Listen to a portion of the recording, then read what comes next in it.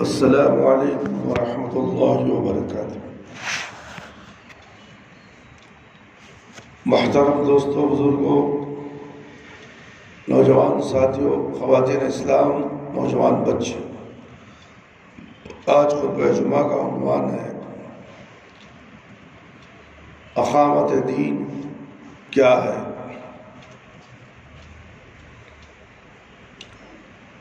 اللہ تعالیٰ نے اپنی مخلوق پر انتہائی مہربان ہے۔ وہ نہیں چاہتا کہ انسان جس کو اس نے اپنا خلیفہ بنایا ہے گمراہ ہو اور شیطان کو اس پر ہنسنے کا موقع ملے۔ اس لیے جب بھی کبھی انسان نے غلط راہ اختیار کی اور اللہ کے قانون کو توڑا، اس نے ان کی ہدایت کے لیے اپنے رسول بھیجے۔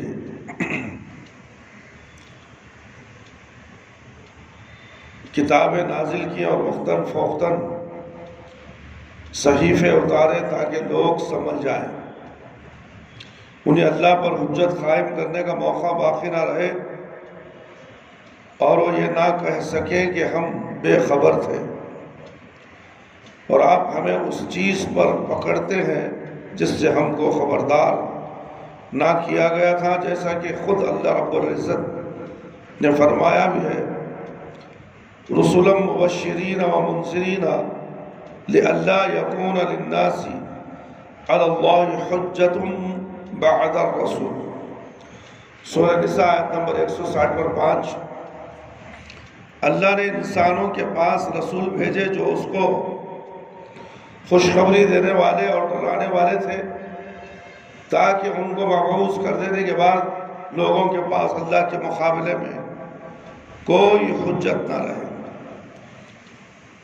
یعنی رسولوں کو بھیجنے کا مقصد یہ تھا کہ لوگ راہ راست پر آ جائیں، گمراہ نہ ہو، اور قیامت کے روز جب اللہ ان کے اعمال کی باس پرس کرے گا تو یہ عذر پیش نہ کرے کہ اے ہمارے مالک، ہمیں اس بات کا علم نہ تھا کہ تو کیا چاہتا اور کس بات سے خوش ہوتا ہے۔ اللہ کے رسول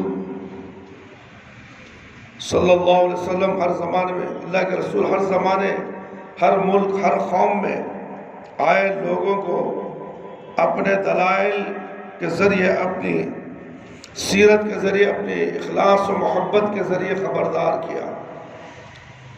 اللہ کی مرضی کے مطابق زندگی بسر کرنے کا طریقہ کیا ہوتا ہے بتایا۔ چنانچہ گمراہی اور ضلالت سے بچنے کے لیے ضروری ہے کہ آدمی رسولوں پر ایمان لائے، ان کے اطاعت کریں۔ اگر وہ ایسا نہیں کرتے تو اللہ کو ایسے لوگ ناپسند ہے۔ قرآن میں اللہ رب العالمین فرماتے ہیں، قُلْ اطیعوا اللَّهَ وَاطِیعُوا الرَّسُولَ فَإِن تَوَلَّوْا فَإِنَّ اللَّهَ لَا يُحِبُّ الْكَافِرِينَ۔ اے نبی، لوگوں سے کہو اطاعت کرو اللہ کی اور اس کے رسول کی، پھر اگر وہ منہ موڑتے ہیں تو اللہ تعالیٰ کافروں کو پسند نہیں کرتا۔ میرے بھائی، میرے دوست، یہ آیت خاص طور سے نبی کریم صلی اللہ علیہ وسلم کی اطاعت کی ترغیب دلانے کے لیے نازل کی گئی ہے، جو قافلہ رسالت کے آخری پیغمبر تھے، جن کو اللہ تعالیٰ نے اپنا پیغام اپنے بندوں تک پہنچانے کے لیے ایک مکمل شریعت کے ساتھ بھیجا، تاکہ اس کا عذاب آنے سے پہلے ہی لوگ آگاہ ہو جائیں۔ اور ایک دوسری جگہ پر زورور الفاظ میں فرمایا، لَقَدْ كَانَ لَكُمْ فِي رَسُولِ اللَّهِ أُسْوَةٌ حَسَنَةٌ لِمَنْ كَانَ يَرْجُو اللَّهَ وَالْيَوْمِ الْآخِرِ۔ تمہارے لیے اللہ کے رسول کی سیرت میں ایک بہترین اسوہ نمونہ تخلید ہے اس شخص کے لیے جو اللہ اور یوم آخرت کا خوف رکھتا ہے۔ خود نبی کریم صلی اللہ علیہ وسلم کا ارشاد ہے، جس نے محمد صلی اللہ علیہ وسلم کی اطاعت کی یقیناً اس نے اطاعت کی اللہ کی، اور جس نے محمد صلی اللہ علیہ وسلم کی نافرمانی کی بے شک اس نے اللہ کی نافرمانی کی۔ اور محمد صلی اللہ علیہ وسلم لوگوں کے درمیان سد فاصل کی حیثیت رکھتے ہیں۔ نبی کریم صلی اللہ علیہ وسلم کی بعثت کے بعد، یہ عیسیٰ علیہ السلام کے بعد ایک مدت دراز تک کوئی نبی دنیا میں نہیں آیا تھا۔ لوگوں نے احکام الہی میں تحریف کر دی تھی۔ اللہ نے انسان کو اپنا خلیفہ بنایا تھا، اس کو عزت کا تاج پہنا کر اونچا مقام عطا کیا تھا، مگر اپنی بدعمالیوں سے ذلت کی آخری حد تک پہنچ چکا تھا۔ اللہ نے اس کو صرف اپنی بندگی کا حکم دیا تھا، مگر وہ سینکڑوں خداؤں کے سامنے سر بسجود تھا۔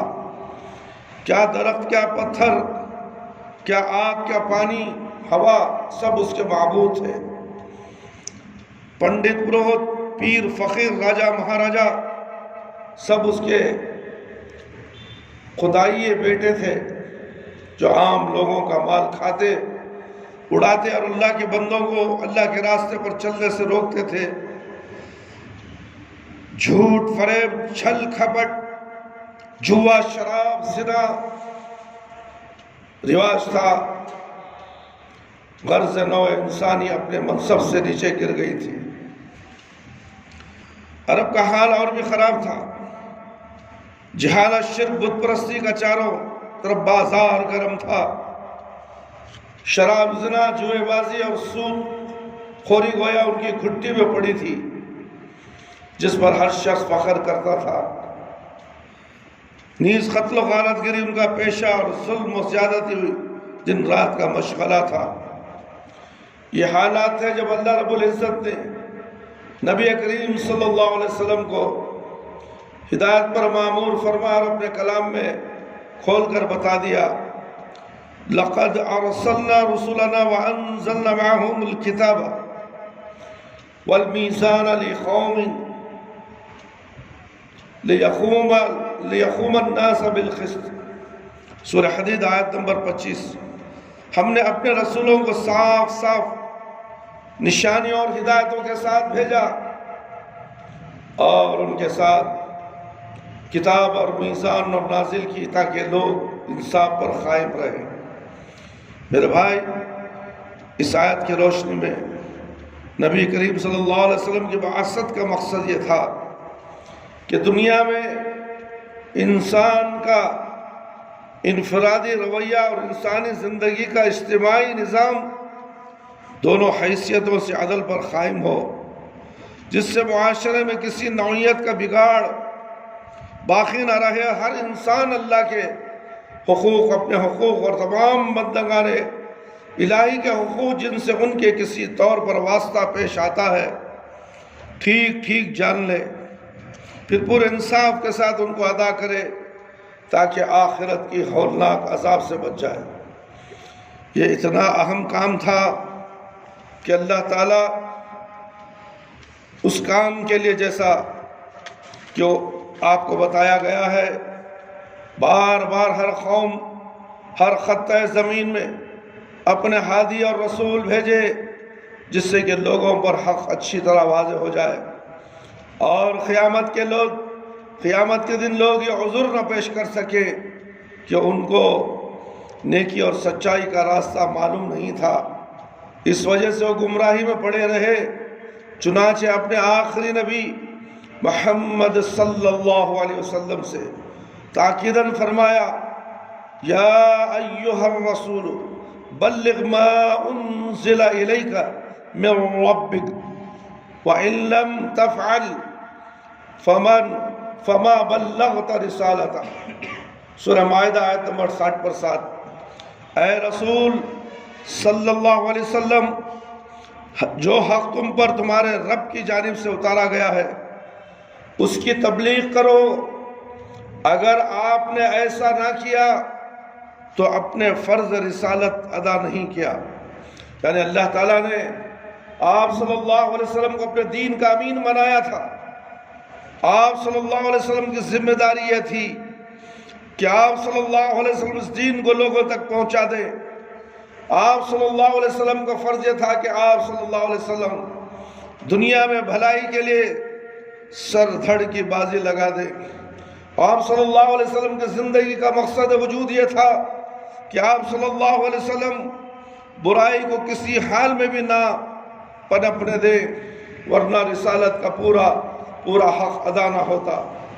میرے بھائی، میرے دوست، چنانچہ اپنے منصب کی سنگینی کے احساس نے آپ صلی اللہ علیہ وسلم کو ہماتن دعوت بنا دیا۔ اٹھتے بیٹھتے آتے جاتے آپ صلی اللہ علیہ وسلم کو بنی نوع انسان کی ہدایت کی فکر تھی۔ اسی فکر میں آپ صلی اللہ علیہ وسلم کی راتوں کی نیند اڑ گئی تھی۔ آپ صلی اللہ علیہ وسلم کا سکون ختم ہو گیا تھا۔ آپ کو ہر وقت یہ لگن تڑپائے رکھتی تھی کہ اللہ کو بھول ہوئی دنیا کو آپ صلی اللہ علیہ وسلم کس طرح اللہ کی یاد دلائیں، جو لوگ سچائی کے راہ سے بھٹک گئے ہیں انہیں کس طرح حق کی راہ دکھائیں۔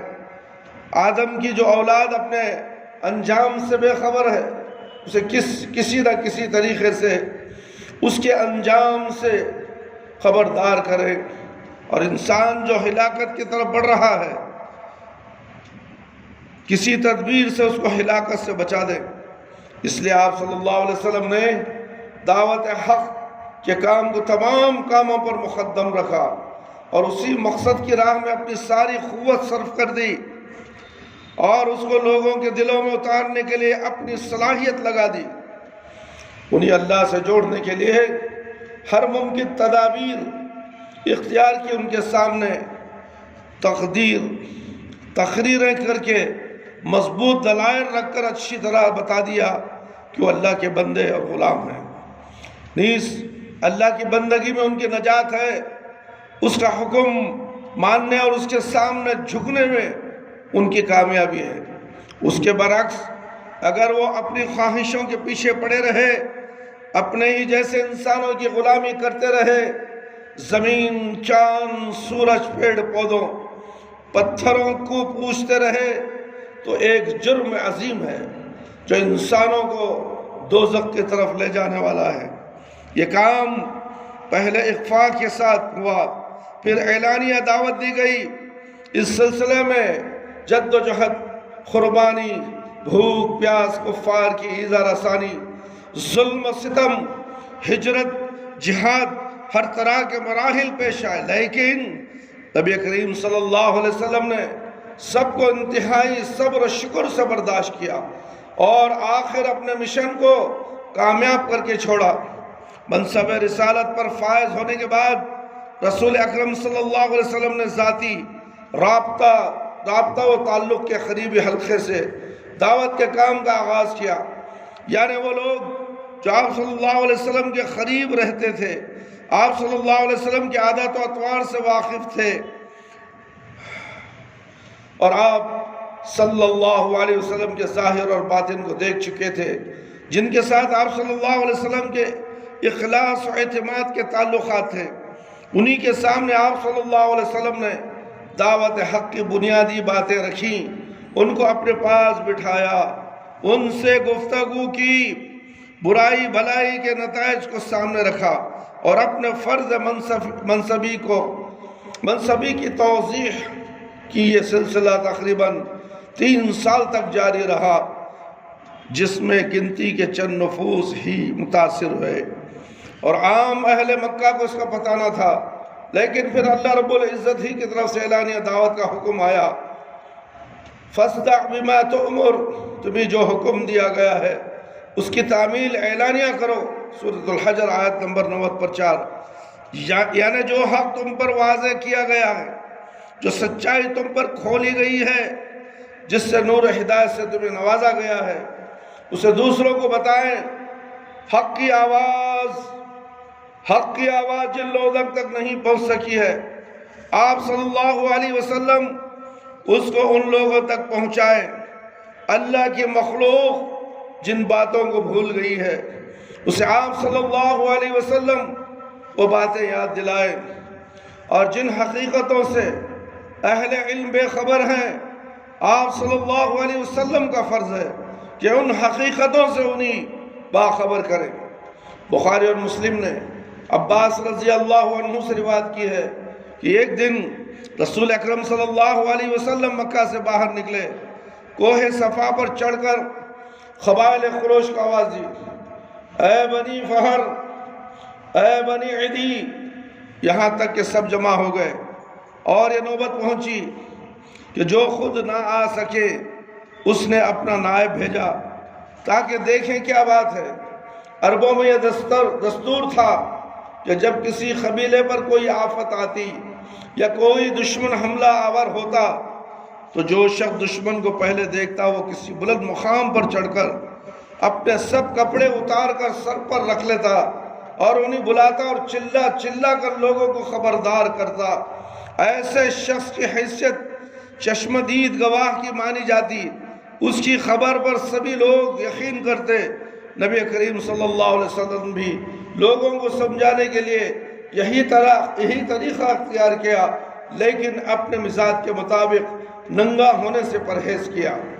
میرے بھائی، میرے دوست اور خواتین اسلام، ابو موسیٰ رضی اللہ عنہ سے روایت ہے کہ رسول اکرم صلی اللہ علیہ وسلم نے میری مثال اور اس چیز کی مثال جیسے دیکھ کر اللہ نے مجھے بھیجا ہے، ایسے ہی جیسے کوئی شخص اپنی قوم کے پاس آئے اور کہے، اے میری قوم کے لوگوں، میں نے دشمنوں کا ایک لشکر اپنی آنکھوں سے دیکھا ہے اور میں نذیر اور ریا ہوں، لہذا نجات کی فکر کرو۔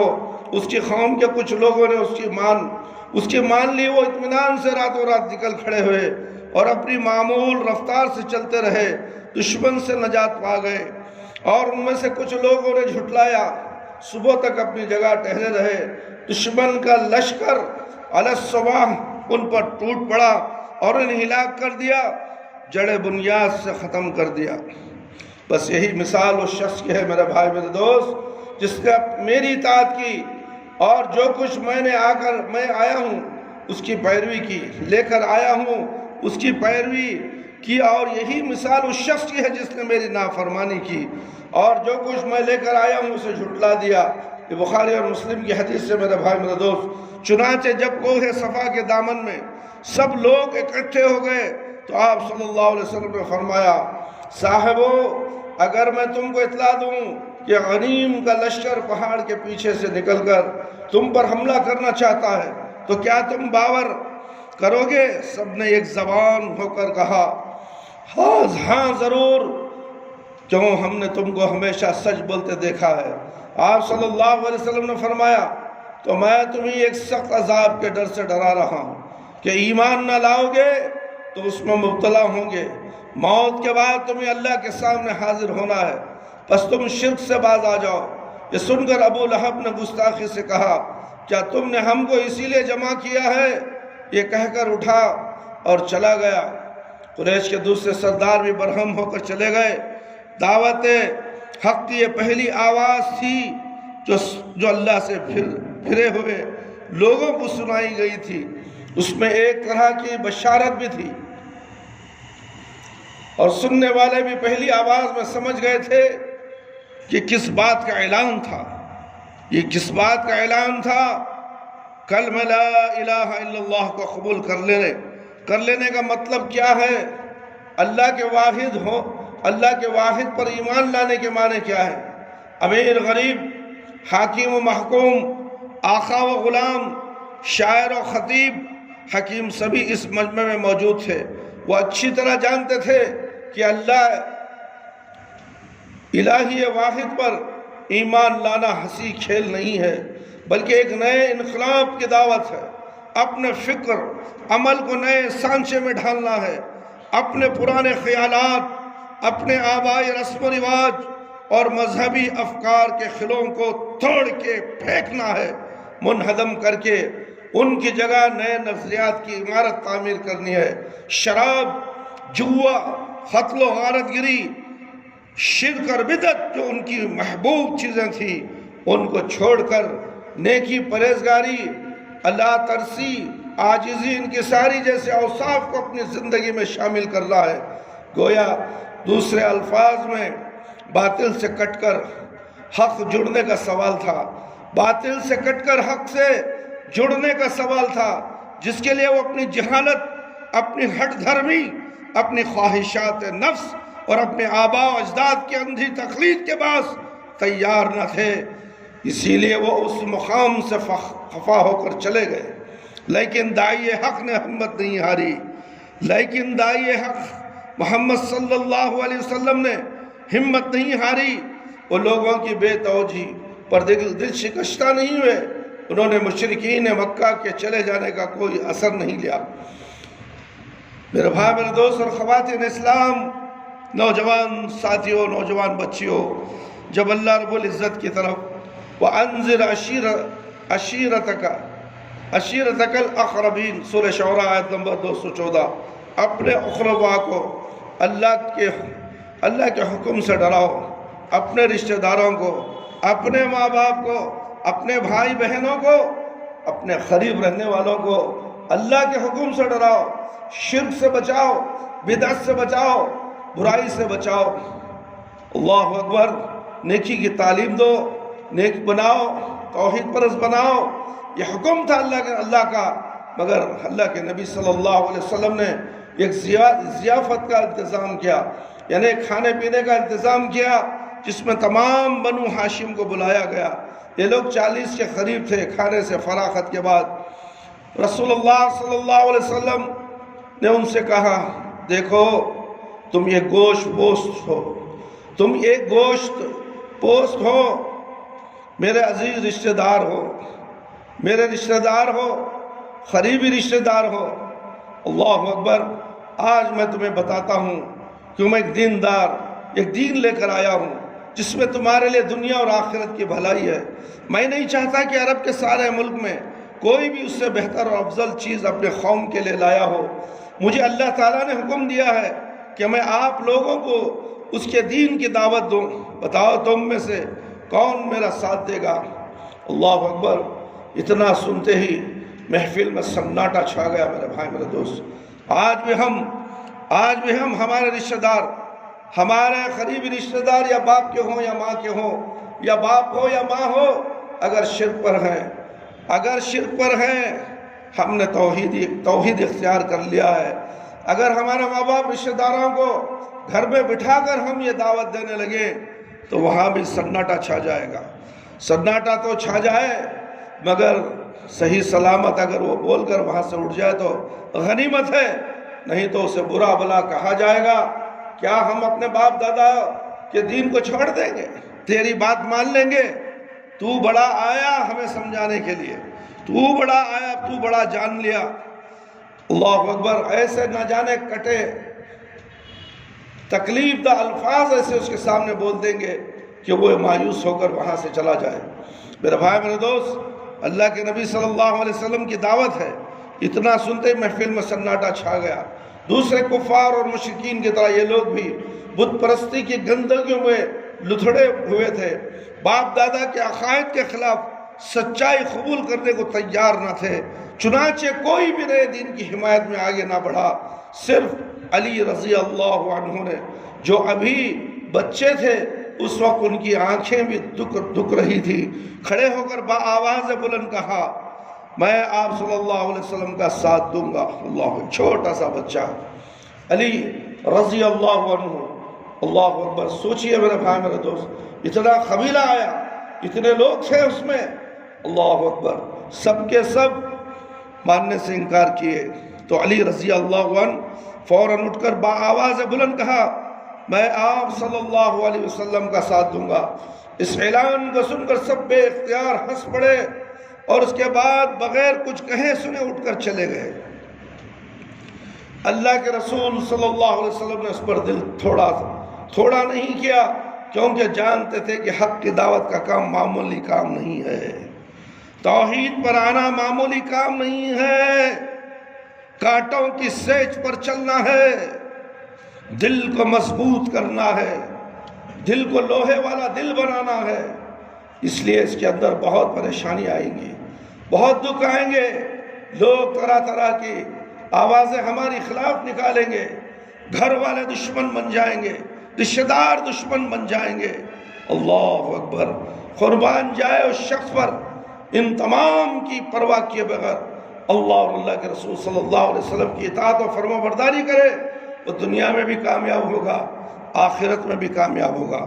میرے بھائی میرے دوست، یہ معمولی کام نہیں ہے بلکہ بہت بڑا جہاد ہے میرے بھائی، ایک لمبی جنگ ہے جو متعدد محاذوں پر لڑی جاتی ہے۔ یہ طویل سفر ہے جس کے درمیان سنگلاخ وادیاں آتی ہیں، مصائب کے طوفان اٹھتے ہیں، اور ہر قدم پر کانٹوں سے واسطہ پڑتا ہے۔ اللہ اکبر، ہر قدم پر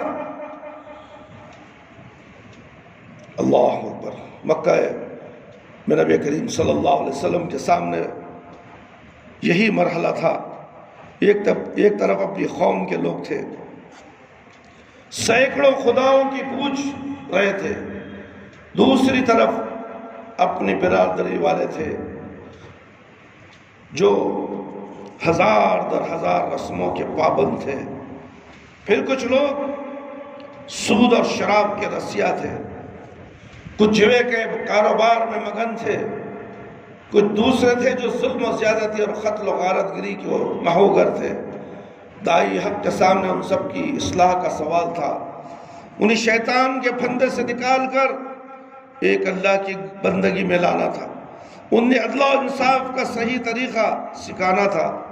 یہ اللہ وحدہ لا شریک کا حکم تھا اور آپ کو اس پر مامور کیا گیا تھا، اس لیے آپ صلی اللہ علیہ وسلم بغیر جھجک اور خوف کے اس پیغام کو لوگوں تک، اپنے رشتہ داروں تک پہنچاتے رہے، اور آپ صلی اللہ علیہ وسلم کو اس بات کی کوئی پرواہ نہیں تھی کہ لوگ اس کا کیسا استقبال کرتے ہیں۔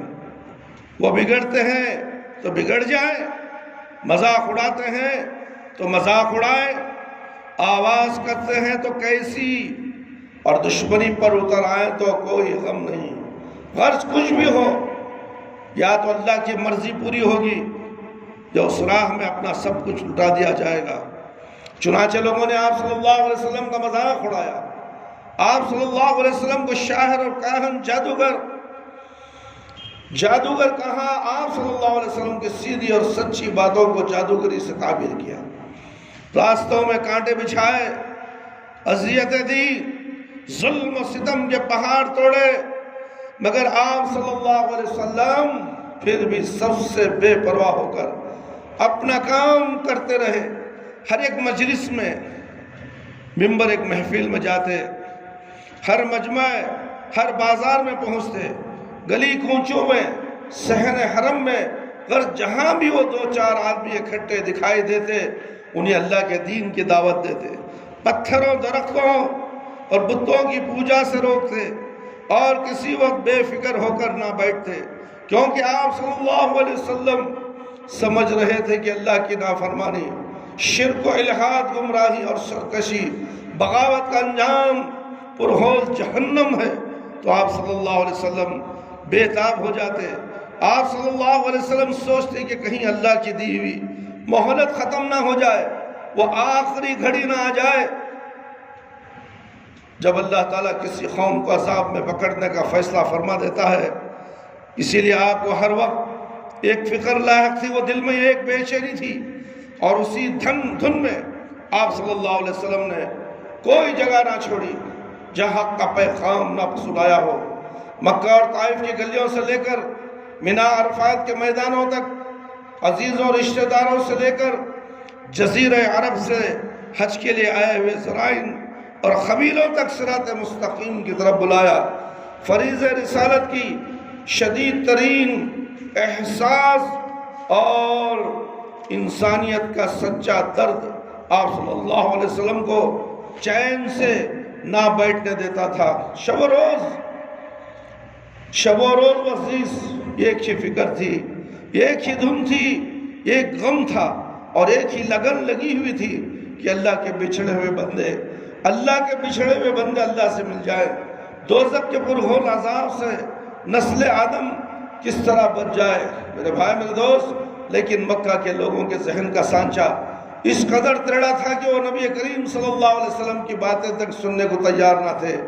آج یہی معاملہ ہے، ہم بھی کسی کے بارے میں کسی مسلمان کو قرآن اور حدیث کی باتیں بتانے کی کوشش کرتے ہیں، اللہ نے یہ کہا، اللہ کے نبی صلی اللہ علیہ وسلم نے کہا ہے، آپ کو اسی طرح زندگی گزارنے ہے، آپ اسی پر عمل کرنا ہے، مرتے دم تک اللہ نے کیا کہا، اللہ کے نبی نے کیا کہا، اس پر عمل کرو، تو یہ سننے کے لیے تیار نہیں ہے، یہ سننا ہی نہیں چاہتے، یہ کہتے ہیں کہ نہیں ہمارے باپ دادا، ہمارے علماء کرام، ہمارے مولویاں مفتیاں، ہمارے پیر و مرشد، کیا ہم ان کو چھوڑ دیں؟ اللہ اکبر۔ یہ معاملہ آج کے دن بھی ہے، قیامت تک ایسا ہی معاملہ چلتا رہے گا میرے بھائی میرے دوست۔ باتیں تک سننے کو تیار نہ تھے، تعصب اور خواہش نفس کی بندگی کی وجہ سے ان کو سوائے مخالفت کے کچھ نہ سوچتا تھا۔ ہر روز ہر وقت ہر گھڑی دشمنی کا بازار گرم تھا۔ آپ صلی اللہ علیہ وسلم کے جسم اطہر پر کبھی کوڑا ڈالتے تھے، کبھی نماز پڑھتے وقت ان کی غلیظ اوجڑ آپ کی کمر پر لا کر رکھ دیتے تھے، کبھی گردن میں چادر کا پھندا باندھ کر کھینچتے ہیں کہ جان نکلنے کو ہو جاتی ہے، کبھی آپ صلی اللہ علیہ وسلم کے ساتھیوں پر دست درازی کرتے ہیں۔ ایک سخت دور ابتلا تھا جس سے اہل ایمان کو گزرنا پڑا، ان کو تپتی ہوئی ریت پر گھسیٹا گیا، انگاروں پر لٹایا گیا، ہجرت کرنے پر مجبور کیا گیا، مگر اسلام کے شیدائی پیچھے نہیں ہٹے، زخم پر زخم کھاتے رہے، مسکراتے رہے، اپنی ہر قیمتی متاع کو اللہ کی راہ میں لٹاتے رہے اور آگے بڑھتے رہے۔ حق کی راہ میں صرف مصائب ہی نہیں آتے میرے بھائی میرے دوست، بعض اوقات آرام راحت کے سنہرے جال میں بچھائے جاتے ہیں۔ دائیں حق کی آواز کو دبانے کے لیے عقوبت کی خینچیاں ہی کام میں نہیں لائی جاتی، بلکہ تخت و تاج میں پیش کیے جاتے ہیں۔ جب سخت قوم کی اذیتوں سے کام نہیں چلتا تو دولتوں کے پل باندھے جاتے ہیں، خوبصورت عورتوں کے تحائف لٹائے جاتے ہیں، مگر جن کو دنیا سے زیادہ اللہ کے دین سے محبت ہوتی ہے، جن کو خواہش نفس سے زیادہ اس کی رضا محبوب ہوتی ہے، اور جن کو زندگی سے زیادہ مرنے پر یقین ہوتا ہے، وہ کبھی عیش و آرام، منصب و حکومت، سنہری رو پہلی چیزوں کو خاطر میں نہیں لاتے۔ چنانچہ جب داعی حق صلی اللہ علیہ وسلم مصائب کے سامنے ہار نہ مانا تو قریش نے آپ صلی اللہ علیہ وسلم کو سمجھانے کے لیے اپنے سردار عتبہ کو آپ صلی اللہ علیہ وسلم کی خدمت میں بھیجا۔ اس نے دولت کے انبار، حسین و جمیل عورتیں، عرب کی بادشاہت آپ کو پیش کرتے ہوئے کہا، ہم اپنی ساری عزت و دولت آپ صلی اللہ علیہ وسلم کے حوالے کرتے ہیں، بس آپ ہمارے بتوں کو برا نہ کہیں، ہمارے اولیاء اللہ کو برا نہ کہیں، ہمارے نیک لوگوں کو برا نہ کہیں، ہمارے باپ داداؤں کو برا نہ کہیں۔ نبی کریم صلی اللہ علیہ وسلم نے اس کے جواب میں سورہ حامیم کی چند آیتیں پڑھی، جن کو سن کر عتبہ لرز گیا اور قریش کے پاس آ کر بولا، اے قریش، محمد صلی اللہ علیہ وسلم کے پاس جو کلام ہے، اللہ کی قسم وہ نہ شعر ہے نہ جادو، بلکہ کچھ اور چیز ہے، تم اس کا راستہ نہ روکو، اگر وہ عرب پر غالب آ گیا تو اس میں تمہاری عزت ہے، ورنہ عرب کے لوگ خود اس کا خاتمہ کر دیں۔ میرے بھائی میرے دوست، حق کی روشنی باطل کے اندھیروں سے کبھی شکست نہیں کھائی۔ سچائی میں وہ صفت ہے کہ مخالف کے سر چڑھ کر بولتی ہے، عظمیت کا جذبہ اپنے اندر بڑا اثر رکھتا ہے، جس کی تائید دشمنوں تک کو کرنی ہوتی ہے، جو عتبہ کے الفاظ سے ظاہر ہے۔ اس نے اپنی قوم کو بتایا کہ اللہ کے نبی کے سامنے دنیاوی مال و دولت کا سوال نہیں، ان کی نظر میں تخت و تاج، عزت و حکومت سے سب ہیچ ہے، بیکار ہے۔ وہ کچھ کہہ رہے ہیں، ہم لوگوں کی بھلائی کے لیے کہہ رہے ہیں، ان کے دل میں انسانیت کا سچا درد ہے، وہ ہمیں اللہ کے عذاب سے بچانا چاہتے ہیں، لیکن عتبہ کی بات کا ان کے دل پر کوئی اثر نہ ہوا۔ شیطان نے ان کے سامنے ایک اور داؤ رکھا۔ چنانچہ سارے قبیلے کے سربرآور لوگ اکٹھا ہو کر ابو طالب کے پاس آئے اور کہا، دیکھیے، ہم نے آپ کا بہت ادب کیا، آپ کا بھتیجا ہمارے بتوں کو برا بھلا کہتا ہے، ہمارے دین کو عیب لگاتا ہے، اور باپ داداؤں کو گمراہ سمجھتا ہے، اب ہم صبر نہیں کر سکتے، آپ صلی اللہ علیہ وسلم اسے سمجھا کر خاموش رہنے کی ہدایت کر دے، ورنہ یا تو ہم نہیں یا تم نہیں۔ یہ آر پار کی بات تھی میرے بھائی میرے دوست۔ جب وہ لوگ چلے گئے تو ابو طالب نبی کریم صلی اللہ علیہ وسلم کے پاس آئے اور بولے، پیارے بیٹے مجھ پر اتنا بار نہ ڈال جسے میں برداشت نہ کر سکوں۔ صورتحال بڑی نازک تھی، ایک طرف چچا کی محبت تھی، ان کے وقار کا مسئلہ، پورے اہل مکہ کی مخالفت کا خطرہ تھا، دوسری طرف اپنے فرض منصبی کا معاملہ جس کے پیچھے اللہ کی رضا، اس کی خوشنودی اور آخرت کی باعث اس کا تقاضا تھا کہ مسلسل جد و جہد کو جاری رکھا جائے، اپنے خون جگر کا آخری خطرہ نچوڑ دیا جائے اور سچائی کی سر بلندی کے لیے اپنے آپ کو وقف کر دیا جائے۔ رضائی الہی مومن کی زندگی کا مقصود و مطلوب ہے۔ چنانچہ آپ صلی اللہ علیہ وسلم نے بڑے عزم کے ساتھ فرمایا، میرے پیارے چچا جان، اگر یہ لوگ میرے ایک ہاتھ پر سورج اور دوسرے ہاتھ پر چاند بھی لا کر رکھ دیں تب بھی اللہ کی قسم میں اس کام کو نہ چھوڑوں گا، یہاں تک کہ اللہ تعالیٰ اس کو غلبہ بخش دے یا میں خود اس پر قربان ہو جاؤں۔ متفق علیہ۔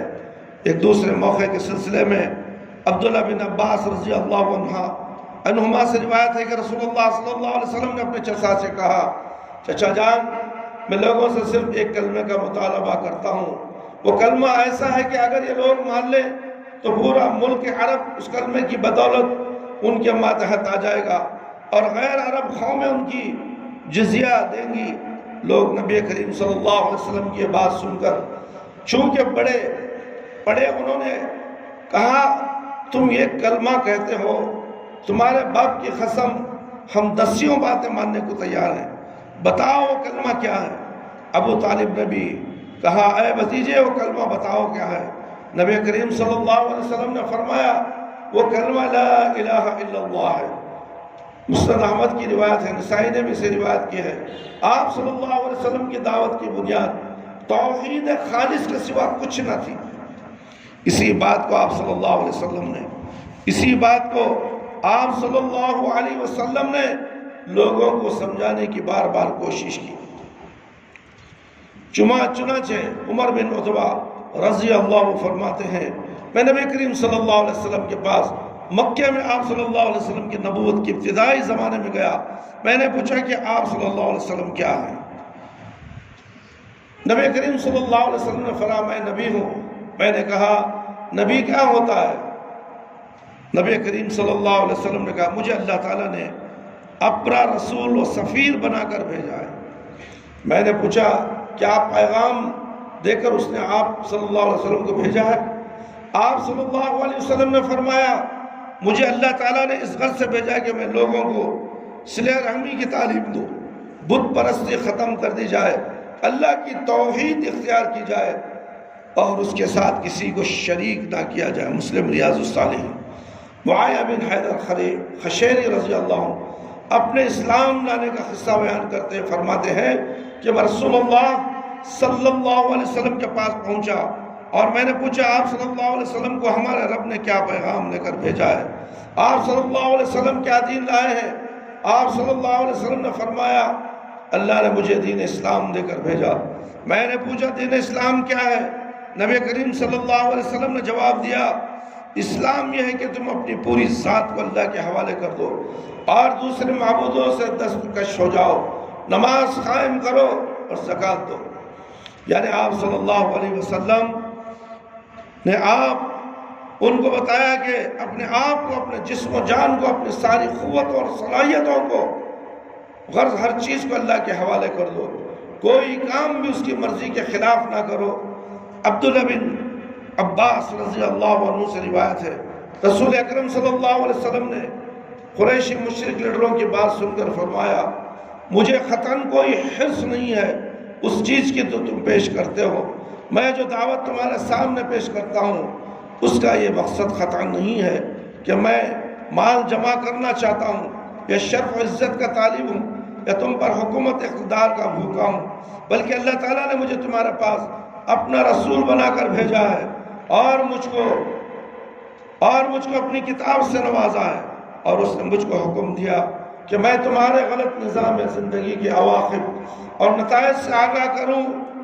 اس دعوت کو قبول کرنے کے نتیجے میں مجھے کچھ ملنے والا ہے، اس کی خوشخبری دوں تو میں تمہیں اپنے رب کا پیغام پہنچا دیا اور پہنچا رہا ہوں، اور تمہاری خیر خواہی پہلے بھی پیش نظر تھی اور آج بھی ہے۔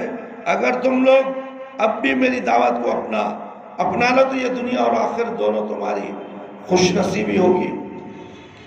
علی ابن ابی طالب رضی اللہ عنہ سے روایت ہے کہ مسروق ابن عمر شیبانی نے نبی صلی اللہ علیہ وسلم سے پوچھا، اے قریش، آپ صلی اللہ علیہ وسلم کس چیز کی طرف دعوت دیتے ہیں؟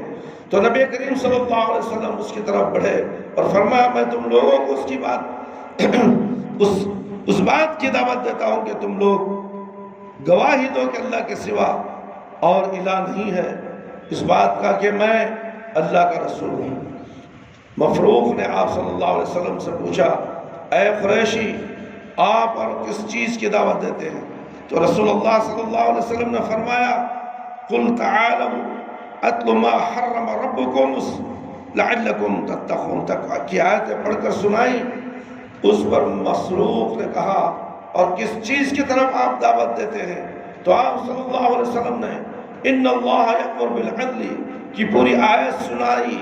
تو مفروق نے کہا، بخدا اے قریشی، تم نے اونچے درجے کے اخلاقیات اور بہترین اعمال کی دعوت دی۔ اس موقع پر مسروق نے بھی کہا تھا، یہ دعوت جو آپ دے رہے ہیں شاید بادشاہوں کو پسند نہیں آئے گی، یہ واقعی مکی دور کا ہے، یہ واقعہ مکی دور کا ہے۔ حج کے زمانے میں آپ صلی اللہ علیہ وسلم کا معمول تھا کہ آپ اکیلے یا ابو بکر رضی اللہ عنہ اور علی رضی اللہ عنہ کے ساتھ ہر قبیلے کی خیام گاہ پر جاتے اور انہیں دعوت اسلام پیش کرتے۔ یہ گفتگو ایسی ہی ایک موقع پر ہوئی۔ اس سلسلے میں آپ صلی اللہ علیہ وسلم نے سورہ انعام کی آیت 150 پر 1 اور 150 پر 3 پڑھ کر سنائی۔ اس میں توحید خالص اور والدین کے ساتھ سلوک کی تعلیم دی گئی، نیز غریبی کی وجہ سے قتل اولاد کی ممانعت کی گئی ہے، کھلی یا چھپی بدکاری سے روکا گیا، نیز یتیم کے مال کو ہڑپ کرنے اور ناپ تول میں کمی کرنے سے منع کیا گیا، اور یہ کوئی بات کہو تو انصاف کے ساتھ کہو، چاہے اس کی زد رشتہ دار پر پڑتی ہو۔ اللہ کے عہد بندگی کو پورا کرو، اللہ کے حکم کو پورا کرو۔ ظاہر ہے کہ انسانیت کو امن و سکون سے ہمکنار کرنے کے لیے یہ اصول بنیادی حیثیت رکھتے ہیں۔ اسی لیے مسروق نے کہا کہ بہترین اعمال ہے لیکن بادشاہوں کو پسند نہیں آئیں گے۔ رسول اللہ صلی اللہ علیہ وسلم نے اہل نجران کو جو مذہباً عیسائی تھے یہ خط لکھا، جس کا ایک حصہ، اما بعد میں تم لوگوں کو اس بات کی دعوت دیتا ہوں کہ بندوں کی غلامی اور پرستش سے نکل کر اللہ کی بندی اور پرستش اختیار کرو، نیز میں تمہیں اس بات کی دعوت دیتا ہوں کہ بندوں کی آقائیت اور سرپرست سے نکل کر اللہ کی آقائیت اور اقتدار میں آ جاؤ۔ تفسیر ابن کثیر جلد نمبر 1۔ یعنی آپ صلی اللہ علیہ وسلم کی دعوت کا مرکزی خیال لوگوں کو یک اللہ کی طرف بلانا تھا۔ اللہ الہی کے دعوے داروں کے لیے ایک کھلا اعلان جنگ تھا۔ آپ صلی اللہ علیہ وسلم کا مقصد خداؤں کے ہجوم کو ختم کر کے خدا واحد کی بندگی پر لوگوں کو تیار کرنا تھا۔ آپ صلی اللہ علیہ وسلم گویا بھڑوں کے چھتے میں ہاتھ دے دیا تھا، اور جو آپ صلی اللہ علیہ وسلم کی دعوت پھیلتی رہی، کفار کی مخالفت بھی شدید ہوتی جا رہی تھی۔ پھر جب تک ان کے یہ امید رہی کہ شاید وہ کسی طرح سودے بازی کر کے یا بہلا پھسلا کر آپ صلی اللہ علیہ وسلم کو اس کام سے باز رکھ سکے، اس وقت تک پھر بھی عناد میں کچھ کمی رہی۔ لیکن جب نبی کریم صلی اللہ علیہ وسلم ان کو اس طرف سے بالکل مایوس کر دیا آپ ان کے ساتھ دین کے معاملے میں کوئی مصالحت کرنے پر آمادہ نہیں ہوں گے تو کفار کی دشمنی پورے عروج پر پہنچ گئی۔ میرے بھائی، میرے دوست اور خواتین اسلام، خصوصیت کے ساتھ چند خاندانوں کے افراد نے اسلام قبول کر لیا تھا۔ ان کے دلوں میں نبی کریم صلی اللہ علیہ وسلم کے خلاف ہر وقت بھٹیاں سلگ رہی تھی۔ گھر گھر میں آپ صلی اللہ علیہ وسلم کو کوسا جا رہا تھا، خفیہ مشورے کیے جا رہے تھے۔ کسی وقت رات کو چھپ کر آپ صلی اللہ علیہ وسلم کو قتل کر دیا جائے تاکہ بنی ہاشم کو قاتل کا پتہ نہ چل سکے اور وہ بدلہ نہ لے سکے۔ آپ صلی اللہ علیہ وسلم کے خلاف ٹوٹنے ٹوٹکے کیے جا رہے تھے، یا تو آپ صلی اللہ علیہ وسلم وفات پا جائے، یا سخت بیمار پڑ جائے، یا دیوانے ہو جائے۔ شیاطین و جن ان ہر طرف پھیل گئے تھے تاکہ عوام کے دلوں میں آپ صلی اللہ علیہ وسلم کے خلاف اور آپ صلی اللہ علیہ وسلم کے لائے ہوئے دین کے خلاف کوئی نہ کوئی وسوسہ دلوں میں ڈال دیں، تاکہ لوگ بدگمان ہو کر آپ صلی اللہ علیہ وسلم سے دور بھاگتے چلے جائیں۔ بہت سے لوگوں کے دلوں میں حسد کی آگ جل رہی تھی، کیونکہ وہ اپنے سوا یا اپنے قبیلے کے سوا، اپنے باپ داداؤں کے دین کے سوا، کسی آدمی کے سوا دوسرے شخص کا چراغ جلتے نہ دیکھ سکتے تھے۔ مثال کے طور پر ابو جہل جس بنا پر رسول اللہ صلی اللہ علیہ وسلم کی مخالفت میں حد سے بڑھتا چلا گیا، اس کی وجہ وہ خود بیان کرتا ہے۔ ہمارا خاندان اور بنی عبد مناف یعنی رسول اللہ صلی اللہ علیہ وسلم کے خاندان کا باہم مقابلہ تھا۔ انہوں نے کھانا کھلائے تو ہم نے بھی کھانا کھلائے، انہوں نے لوگوں کو سواریاں دی تو ہم نے بھی دی، انہوں نے عطیے دیے تو ہم نے بھی دیے، یہاں تک کہ ہم اور وہ جب عزت و شرف میں برابری کی ٹکر کے ہو گئے تو اب وہ کہتے ہیں کہ ہم میں نبی ہے جس پر آسمان سے وحی اترتی ہے۔ بھلا اس میدان میں ہم کیسے مقابلہ کر سکتے ہیں؟ اللہ کی قسم ہم ہرگز اس کو نہ مانیں گے اور نہ اس کی تصدیق کریں گے۔ ابن حشام چنانچہ ضد، ہٹ دھرمی، ظلم و زیادتی نے آپ صلی اللہ علیہ وسلم کے خلاف ایک مستقل محاذ کھول دیا گیا۔ آپ صلی اللہ علیہ وسلم کے ساتھیوں کو تیر ستم کا نشانہ بنا دیا گیا۔ ایک شخص کا بیان ہے، میں نے جب رسول اللہ صلی اللہ علیہ وسلم کو بازار زادی اور مجاہد میں دیکھا، عرب قبیلوں میں اسلام کی دعوت پیش کرتے اور فرماتے، لوگوں اللہ پر ایمان لے آؤ، لوگوں اللہ پر ایمان لے آؤ، نجات پا جاؤ گے۔ اور دو لفظوں والا ایک دوسرا شخص آپ صلی اللہ علیہ وسلم کی بابت لوگوں سے پوچھا کون ہے؟ جواب ملا یہ عبد المطلب کا لڑکا ہے۔ پھر میں نے سوال کیا اور دوسرا شخص کون ہے جو پتھر مار رہا ہے؟ جواب ملا یہ ان کا چچا ابو لہب ہے۔ اللہ اکبر! اس صورتحال بڑی نازک تھی میرے بھائی، میرے دوست۔ لوگ اس سے متاثر ہو جاتے اور کہتے کہ جب گھر والے ہی آپ صلی اللہ علیہ وسلم کی بات نہیں سنتے تو ہم کیوں سنیں؟ اللہ اکبر! آج یہی معاملہ ہے، گھر والے سنتے نہیں، تیری بات کون سننے جا رہے ہیں؟ تیری اماں کو بول، تیرے بابا کو بول، تیرے چچا کو بول، تیری چچانی کو بول۔ آج یہی معاملہ ہے جو وہ زمانے میں اللہ کے نبی صلی اللہ علیہ وسلم کے ساتھ پیش آیا۔ دین معمولی چیز نہیں میرے بھائی، سچا دین پیش کرنا آج کانٹوں کی سیج پر چلتے ہوئے اس پر جا کر دین پیش کرنے کا معاملہ ہے۔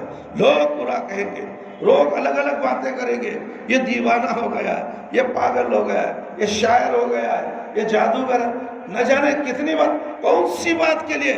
ایک اللہ کی طرف آؤ، ایک نبی کی طرف آؤ تو ہمیں پاگل کہا جاتا ہے۔ واہ صحیح، ہم اللہ کے نبی کی بات کہنے میں ہم پاگل ہیں، اللہ کے رسول صلی اللہ علیہ وسلم کی بات کہنے میں ہم ضرور پاگل ہیں میرے بھائی، میرے دوست۔ جواب یہ چچا ابو لہب ہے۔ یہ صورتحال بڑی نازک تھی، لوگ اس سے متاثر ہو جاتے اور کہتے کہ جب گھر والے ہی آپ صلی اللہ علیہ وسلم کی بات نہیں سنتے تو ہم کیوں سنیں؟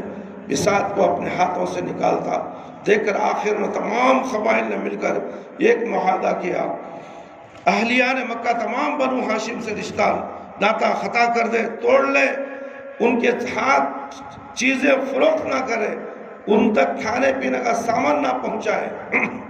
یہ معاہدہ لکھ کر سب نے در کعبہ پر لٹکا دیا۔ نتیجہ ہوا کہ ابو طالب کے پورے گھرانے پر مصیبت کے بادل آ گئے۔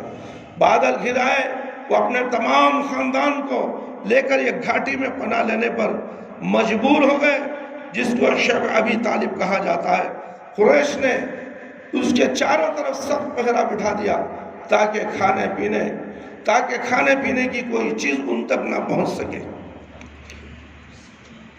اسلام کے مخالفین اللہ کے نبی صلی اللہ علیہ وسلم کے رشتہ داروں تک، اللہ کے نبی تک کھانے پینے کی چیزیں تک پہنچانے سے دور کر دیا۔ اللہ اکبر۔ میرے بھائی، میرے دوست، سوچ کر دیکھو ہمارا حال کیا ہوگا۔ میرے بھائی، کھانے پینے کی کوئی چیز ان تک نہ، یہ محاصرہ 1-2 دن نہیں، پورے 3 سال چلا۔ 1 دن نہیں، 2 دن نہیں، ہم 1-2 دن ہمیں کھانا نہ ملے، بھوک کی وجہ سے ہم تڑپ جائیں گے، ہم بلبلا اٹھیں گے، ہم چیخ اور چلانے لگ جائیں گے۔ یہ ہمارے ساتھ کیا ہو رہا ہے؟ میرے بھائی، میرے دوست، 1 دن نہیں، پورے 3 سال چلا۔ اس اسنا میں آپ صلی اللہ علیہ وسلم کی طرح ہر طرح کی تکالیف کا سامنا پڑا۔ بڑا سخت وقت تھا، بھوک فاقہ میں گھاس اور پتے تک کھانے کی نوبت آئی۔ معصوم بچے بھوک اور پیاس سے اس قدر بلکتے کہ ان کا شور گھاٹی سے باہر سنائی دیتا۔ سعد فرماتے ہیں، ہم لوگ درخت کے پتے اور چھال کھانے پر مجبور تھے۔ جب وہ بھی ختم ہو گئے تو مجھ کو جوتے کا چمڑا ملا، میں نے اس کو دھو کر آگ پر بھون کر کھایا۔ ان غیر فطری غذاؤں سے ہمارے منہ پک گئے تھے۔ اللہ اکبر۔ تہذیب الاسماء۔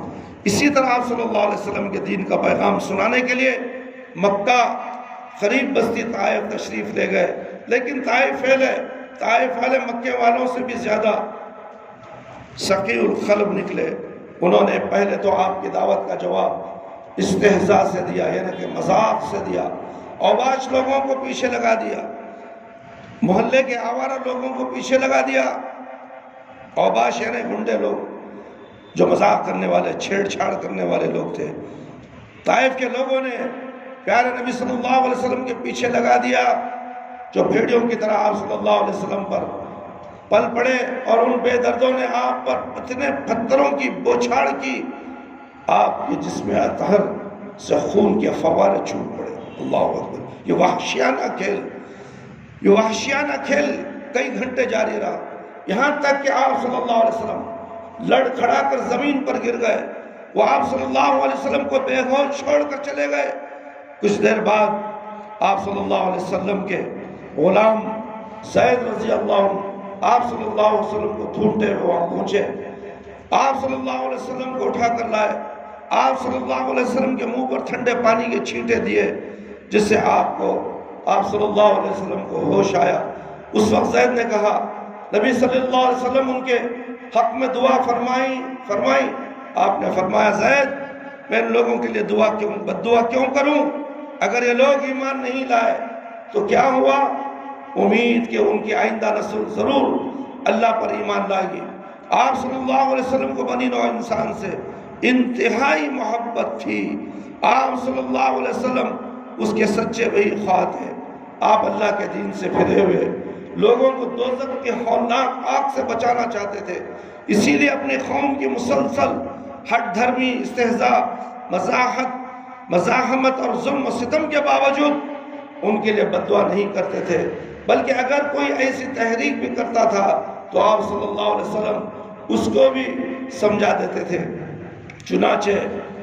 چنانچہ ایسی کیفیت کا ایک نمونہ خباب بن ارد کے وہ روایت پیش کرتے ہیں جو بخاری، ابو داؤد، نسائی نے نقل کی ہے۔ وہ فرماتے ہیں کہ جس زمانے میں مشرکین کی سختیوں سے ہم بری طرح تنگ آ گئے ہوئے، ایک روز میں نے دیکھا نبی کریم صلی اللہ علیہ وسلم کعبۃ اللہ کی دیوار کے سائے میں تشریف رکھتے ہیں۔ میں نے حاضر ہو کر عرض کیا، یا رسول اللہ صلی اللہ علیہ وسلم، آپ صلی اللہ علیہ وسلم ہمارے لیے دعا نہیں فرماتے؟ یہ سن کر آپ صلی اللہ علیہ وسلم کا چہرہ لال ہو گیا، یعنی سرخ ہو گیا، اور آپ صلی اللہ علیہ وسلم نے فرمایا تم سے پہلے جو اہل ایمان گزر چکے ہیں ان پر اس سے زیادہ سختیاں توڑی گئیں، اور میں سے کسی کو زمین میں گڑا کھود کر بٹھا دیا جاتا، اس کے سر پر آرا چلا کر اس کے 2 ٹکڑے کر دیے جاتے، کسی کے جوڑوں پر لوہے کے کنگے گھسے جاتے تاکہ وہ ایمان سے باز آ جائیں۔ اللہ کی قسم یہ کام پورا ہو کر رہے گا، یہاں تک کہ ایک شخص صنعاء سے موت تک بے گھٹے کھٹ کے سفر کرے گا، اللہ کے سوا کوئی نہ ہوگا جس سے وہ خوف کرے۔ ایک ایسے وقت کا منظر ہے میرے بھائی میرے دوست جب اسلام قبول کرنے والے پر مصائب کا طوفان ٹوٹ پڑتا تھا، سخت ناقابل برداشت اذیتیں دی جاتی تھیں، لیکن نبی کریم صلی اللہ علیہ وسلم نے تسلی دیتے ہوئے فرمایا کہ تم سے پہلے اس سے بھی سخت دور گزر چکا ہے، ایک ذرا صبر کرو۔ اللہ تعالیٰ کی سنت یہی ہے کہ وہ ایمان کا دعویٰ کرنے والوں کا امتحان لیتا ہے۔ دراصل آزمائش ہی وہ کسوٹی ہے جسے کھرا اور کھوٹا پرکھا جاتا ہے۔ یہ وقت اب تمہارے سامنے ہے، تم اگر اپنے دعوی ایمان میں صادق القول ہو تو اللہ تعالیٰ تمہیں اپنے انعامات سے ضرور سرفراز فرمائے گا۔ داعیان حق کی خصوصیت یہ ہے کہ وہ اپنے بے مثال قربانیوں کے لیے ہر وقت تیار رہتے ہیں، کیونکہ جتنا عظیم مقصد ہوتا ہے اتنی ہی مرتبے کے محنت اور کاوش کے لیے درکار ہوتی ہے۔ عبداللہ بن مسعود رضی اللہ عنہ اب اتنے ہی مرتبے کے محنت اور کاوش اس کے لیے درکار ہوتی ہے۔ عبداللہ بن مسعود رضی اللہ عنہ بیان فرماتے وہ منظر میری نگاہوں کے سامنے ہے، وہ منظر میری نگاہوں کے سامنے آپ صلی اللہ علیہ وسلم نے فرمایا دعوت دینے کے جرم میں اس میں نبی کو قوم کے لوگوں نے اتنا مارا، لہو لہان کر دیا۔ آج ہم دعوت دینا ڈرتے ہیں، اللہ کے نبی لہو لہان ہو گئے، پھر بھی ایک اللہ کی دعوت دیتے رہے، ایک اللہ کی عبادت کرو۔ آج ہے کوئی ایسی دعوت دینے والا ڈرتا ہے کان تے مارے تو کیا کرنا بھی، چھوڑو جانتے ہم نہ کیا کرنا۔ میرے بھائی میرے دوست، یہ دعوت کا کام ہر مسلمان کے لیے فرض ہے، ہر مرد کے لیے ہر عورت کے لیے فرض ہے۔ ڈر کس کا؟ اللہ کا۔ نہ لوگوں سے ڈر، نہ ماں سے ڈر، نہ باپ سے ڈر، نہ رشتہ دار سے ڈر۔ توحید پیش کر اپنے گھر کے اندر، اگر تم اپنے گھر کے اندر توحید نہیں پیش کرے، تم باہر نمازی ہو کر پھرتے رہو، تمہاری نمازی کچھ کام آنے والی نہیں۔ تمہاری ماں شرک کر رہی ہے، تمہارا باپ مشرک ہے، اور تم اللہ اکبر کبھی دعوت دی تم نے اپنے ماں باپ کو، اپنے رشتہ دار کو دی؟ ڈرتے ہیں کہیں مجھے گھر سے نہ نکال دے۔ اللہ اکبر، یہ کر کے دیکھو ضرور نکالیں گے تمہیں گھر سے۔ دیوانہ ہو گیا، بہک گیا ہے، یہ ملا مولوی کی باتیں سن کر آ گیا ہے، یہ ہمارے اولیاء اللہ کو گالیاں دیتا ہے، نکالو اسے باہر میرے سے، باز آ جا، آج کے بعد یہ بات نہیں بولنا، اللہ کی اطاعت کرو، اللہ کے نبی کی اطاعت کرو۔ یہ دعوت ہمیں نہیں دینا، ہم اپنے باپ دادا کے دین کو نہیں چھوڑتے، اولیاء اللہ کو نہیں چھوڑتے، مرتے دم تک کسی پر رہیں گے۔ اگر تجھ کو دعوت دینا ہے تو گھر سے نکل جاؤ۔ ایسے واقعات بہت ہوئے ہیں میرے بھائی میرے دوست، بہت ہوئے ہیں میرے بھائی میرے دوست۔ اگر کوئی غیر قوم مسلمان ہوتا ہے تو کیا اسے گھر میں رکھتے ہیں؟ بتاؤ تو صحیح۔ مسلمان مشرک ہے، توحید پہ آنا ہے، اسے بھی گھر میں نہیں رکھیں گے۔ غیر قوم اگر مسلمان ہونا چاہتا ہے تو اسے بھی گھر میں نہیں رکھیں گے۔ جیسے ہی کلمہ پڑھا اسے گھر سے بے دخل کر دیا گیا، جائیداد سے بے دخل کر دیا گیا، گھر بار سے، عیش و آرام سے۔ میرے بھائی یہ نظام ہے، یہ امتحان ہے اللہ رب العالمین کا، ہر انسان کے اوپر آتا ہے۔ شروع سے 1,24,000 پیغمبر کیا دعوت لائے تھے؟ ایک اللہ کی عبادت کرو۔ آج ہم کتنے معبودوں کی عبادت کرتے ہیں، ہر قدم پر ہمارا معبود، ہر گلی نکڑ پر ہمارا معبود بیٹھا ہوا ہے، ہم مانتے ہیں تو اسی کی مانیں گے، کسی اور کے نہیں مانیں گے۔ اللہ نے کہا نہیں، ہمارے معبود نے یہ کہا ہے۔ ہمارے ماننے والوں کا کام یہ ہے، یہ کہنا ایسا ہے۔ تم اللہ کی بات بتانے لگے ہو، ہم نے اللہ کو نہیں دیکھا، ہم اپنے بزرگوں کو دیکھا ہے، ہمیں اپنے مفتیوں کو دیکھا ہے، اپنے کفتیوں کو دیکھا ہے۔ اللہ اکبر۔ قرآن اور حدیث کے سامنے ایسی باتیں پیش کرنے والے آج لوگ زندہ ہیں میرے بھائی میرے دوست۔ نبی کریم صلی اللہ علیہ وسلم کے اوپر کتنی اذیتیں پہنچی، دعوت دینے کے جرم میں اس نبی کو قوم کے لوگوں نے اتنا مارا، لہو لہان کر دیا۔ نبی کا حال یہ تھا کہ وہ اپنے چہرے سے خون پوچھتے جاتے اور کہتے جاتے، اے اللہ میری قوم کے اس جرم کو معاف کر دے، اللہ اکبر، اور ان پر بھی عذاب نازل نہ فرما، اس لیے کہ لوگ ناواقف ہیں، اصل حقیقت کو نہیں مانتے۔ میرے بھائی میرے دوست اور خواتین اسلام، اللہ سے ڈرو۔ اللہ تعالیٰ جو چاہتا ہے وہی کرتا ہے۔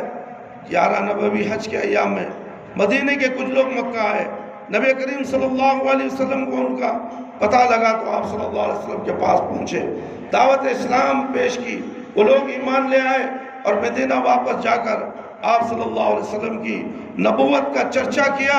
وہ لوگ اپنے یہودی ہمسائیوں سے سن چکے تھے کہ ان قریب ایک نبی پیدا ہونے والا ہے۔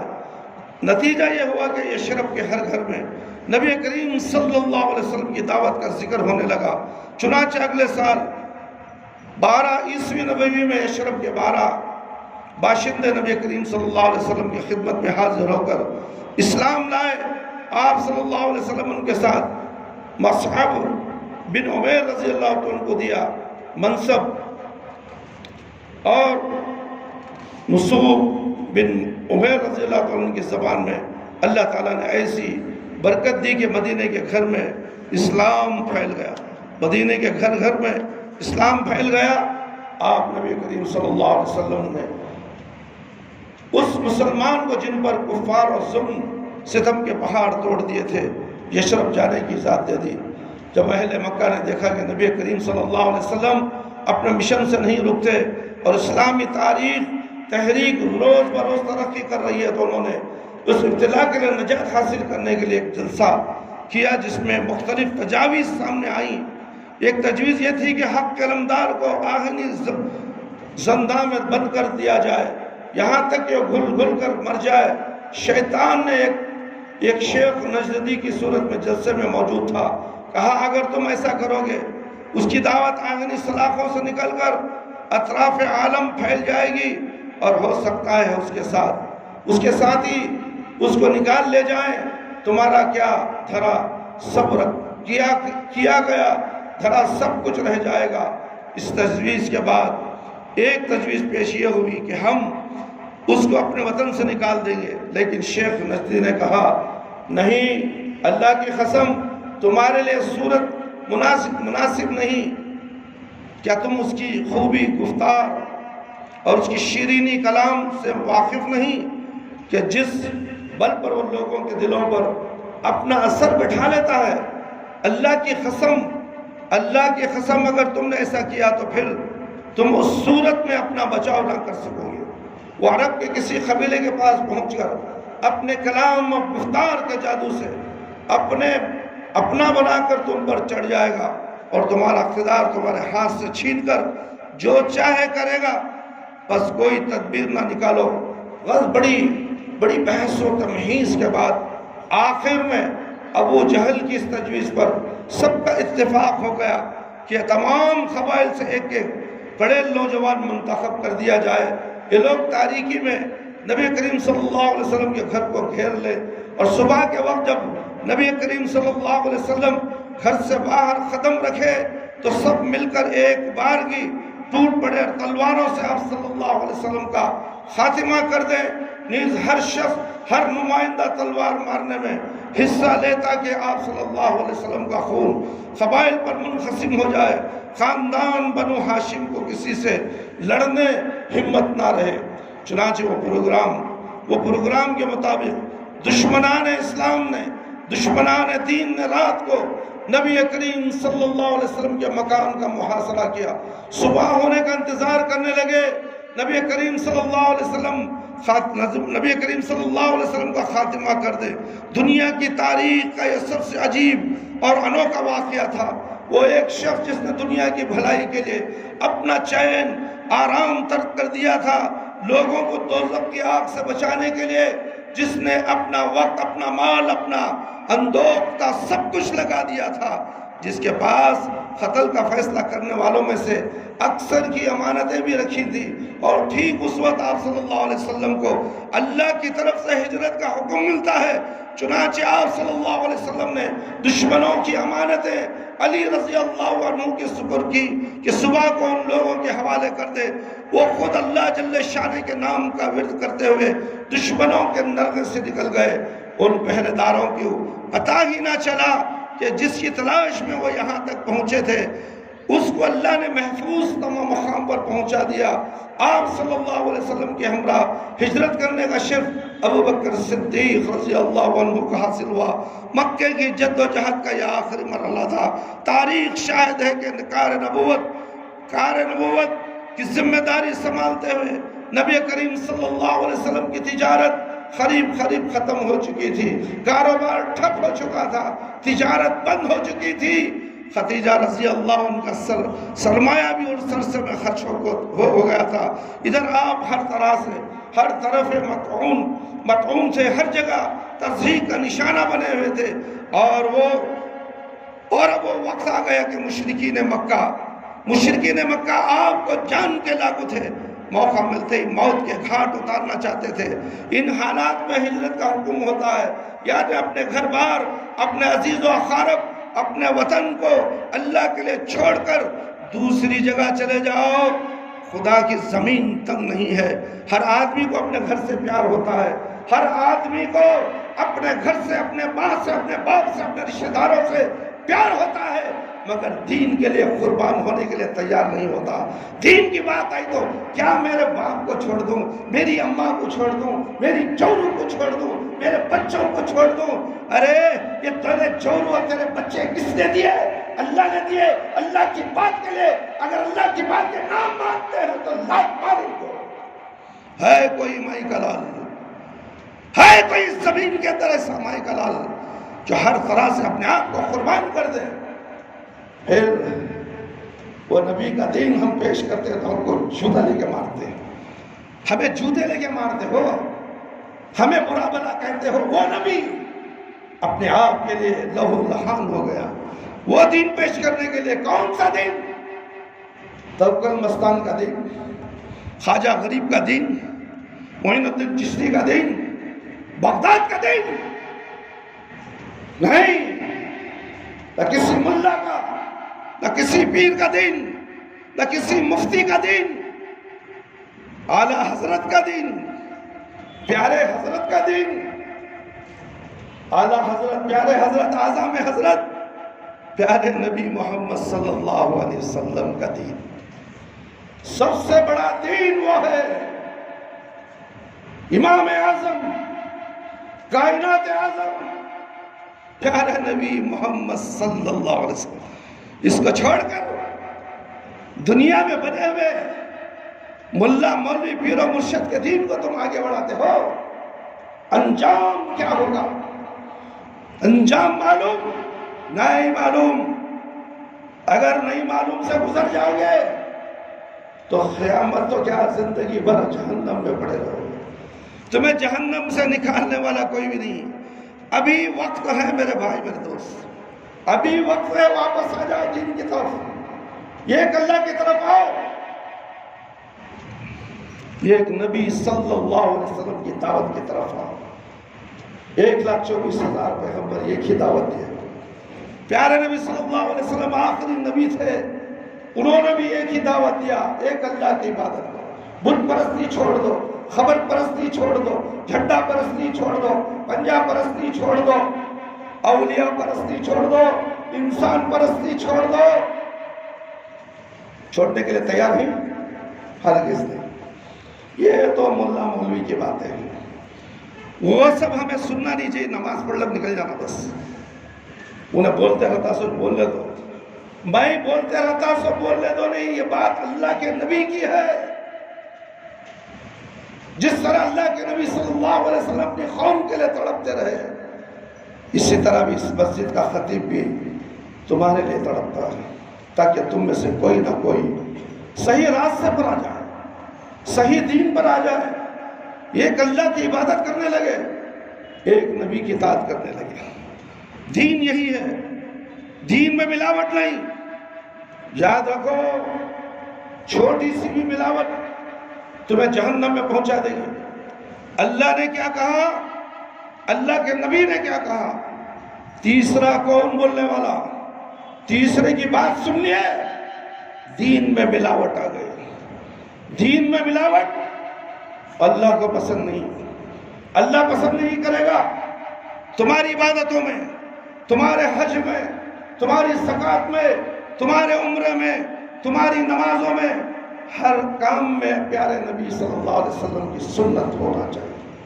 اگر تمہارا طریقہ کسی اور کی طرف ہے تو یاد رکھو، قیامت کے دن تم انہی کے ساتھ اٹھائے جاؤ گے، قیامت کے دن تمہیں انہی کے ساتھ اٹھائے جاؤ گے۔ اگر تمہیں پیارے نبی صلی اللہ علیہ وسلم کے ساتھ قیامت میں لا الہ الا اللہ محمد الرسول اللہ کے جھنڈے کے ساتھ کھڑنا ہے تو آؤ ایک اللہ کی عبادت کرو، آؤ ایک نبی صلی اللہ علیہ وسلم کی شریعت پر عمل کرو، پھر فیصلہ اللہ کے ہاتھ میں ہے میرے بھائی میرے دوست۔ تاریخ گواہ ہے میرے بھائی، تاریخ گواہ ہے۔ اللہ اکبر، ہر جگہ تصحیح۔ خدیجہ رضی اللہ تعالیٰ عنہ کا سرمایہ بھی اس عرصے میں خرچ ہو گیا۔ ادھر آپ طرف ہر طرف مطعون تھے، ہر جگہ تصحیح کا نشانہ بنے ہوئے تھے، اور اب وہ وقت آ گیا تھا۔ مشرکین مکہ آپ کی جان کے لاگو تھے، موقع ملتے ہی موت کے گھاٹ اتارنا چاہتے تھے۔ ان حالات میں ہجرت کا حکم ہوتا ہے، یعنی اپنے گھر بار، اپنے عزیز و اقارب، اپنے وطن کو اللہ کے لیے چھوڑ کر دوسری جگہ جاؤ۔ اللہ کی زمین بہت بڑی ہے، تنگ نہیں ہے۔ ہر آدمی کو اپنے گھر سے پیار ہوتا ہے، ہر آدمی اپنے ماں باپ سے، اپنے گوشے دل میں اپنے وطن کے لیے محبت کے جذبات ہوتے ہیں، اور جن فضاؤں میں وہ پلتا ہے، جن لوگوں کے بیچ وہ رہتا ہے، ان سے خاص لگاؤ رہتا ہے۔ لیکن داعی حق زندگی میں، داعی حق پیارے نبی محمد صلی اللہ علیہ وسلم کی زندگی میں ایسا ایک جگہ ایسا واقعہ پیش آیا ہے۔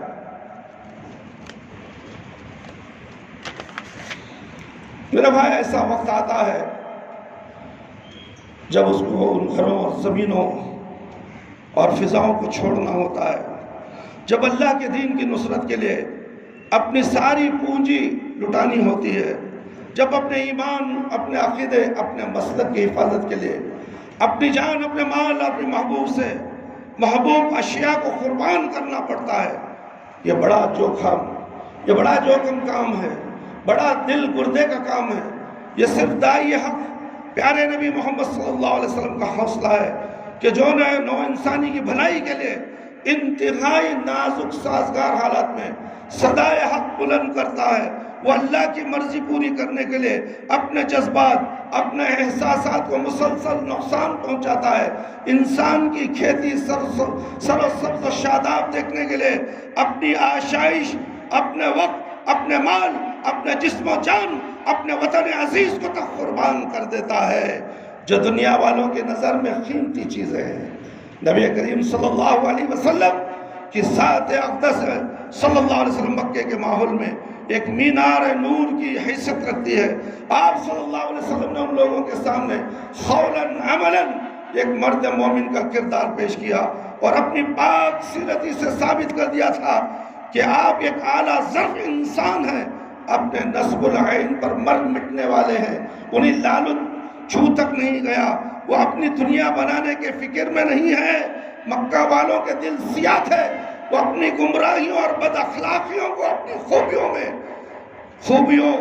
خوبیاں سمجھ بیٹھے تھے۔ دولت کے نشے میں اپنے آگے کسی کی ہستی نہ سمجھتے تھے۔ ہلاکت کی راہ تھی جو ان کے سامنے کھلی تھی، مگر وہ لگن تھے۔ تعصبات نے ان کو ایسا جکڑ رکھا تھا، وہ سچ بات کو سچ کہنے کو تیار نہ تھے۔ لیکن مدینے کے انصار نے آپ کی دعوت کا دل سے خیر مقدم کیا۔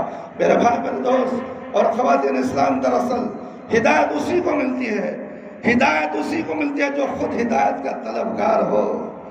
پانی اسی کو ملتا ہے جو پیاس بجھانے کا طلبگار ہو۔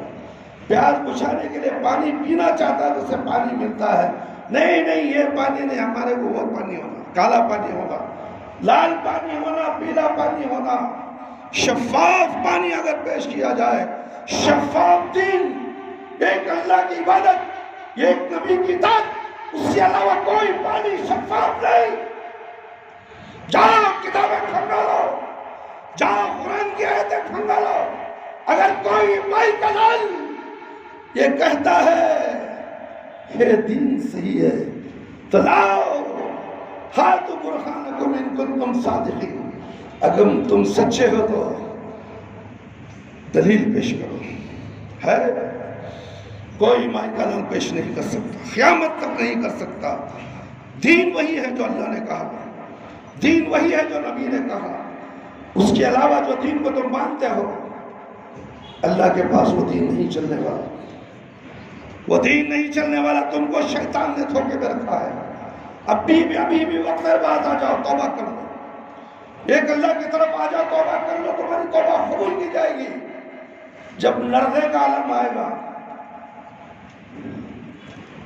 دم حلق ہوا جائے گا، سینے میں خرخراہٹ کی آواز آ جائے گی، بات نہیں کر سکو گے، بول نہیں سکو گے۔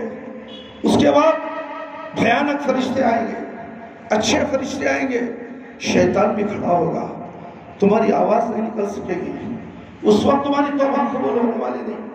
تم چاہو گے اچھے فرشتے کو دیکھو گے، چاہے یہ فرشتے میری روح نکال لیں، اور وہ برے فرشتے ہوں گے، کاش کہ یہ فرشتے میرے روح نکالیں گے۔